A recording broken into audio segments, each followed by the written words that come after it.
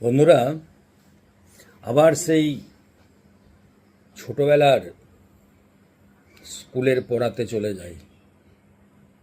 বহুবার বহুবার এই কবিতা ছত্রগুলো পড়েছি। একটু যখন বড় হয়েছি, 9-10-এ উঠেছি, ওর ভাব সম্প্রসারণ করতে হতো।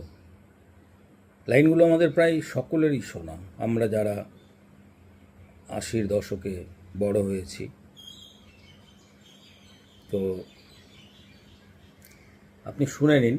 কিন্তু এই যে কবিতা এতবার পড়েছি, এর দ্বারা অনুপ্রাণিত হয়েছি, নিজেদের ভ্যালু সিস্টেমকে এই সব বিষয়ে মজবুত করেছি, কিন্তু কখনো জানতে পারিনি যে এই যে কথা, এই যে শব্দ, এই যে বাক্যবিন্যাস, এগুলো কে করেছেন, কে সে কবি। এখন জানতে পেরে খুব ভালো লাগছে এবং আপনাদের সঙ্গে শেয়ার সেই কারণেই করতে চাই। আমি পড়ছি, কবিতার নাম স্বর্গ ও নরক। কোথায় স্বর্গ কোথায় নরক, কে বলে তা বহুদূর। মানুষেরই মাঝে স্বর্গ নরক, মানুষেতে সুরাসুর।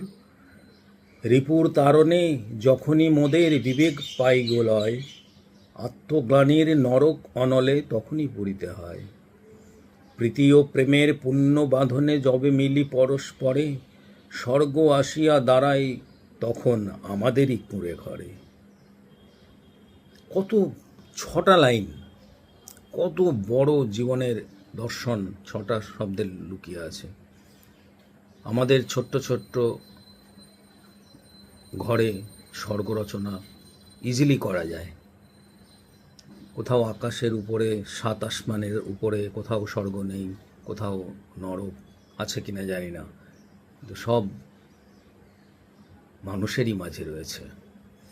এই কবির নাম হচ্ছে শেখ ফজলুল করিম। জনাব ফজলুল করিমের লেখা এই কবিতা আমাদের ছোটবেলা থেকে লক্ষ লক্ষ যুবক যুবতী, আপামর বাঙালি সমাজকে অনুপ্রাণিত করেছে এবং তাদের মনে গেঁথে গেছে। আজ এইসব কবিতা যেন আরও প্রাসঙ্গিক হয়ে উঠছে। বন্ধুরা, সকলে ভালো থাকবেন, বড়রা আমার প্রণাম নেবেন, ছোটরা ভালোবাসা, বন্ধুসম সকলকে জানাই আমার প্রীতি ও শুভেচ্ছা। Happy mind, happy health, keep smiling always. Bye bye.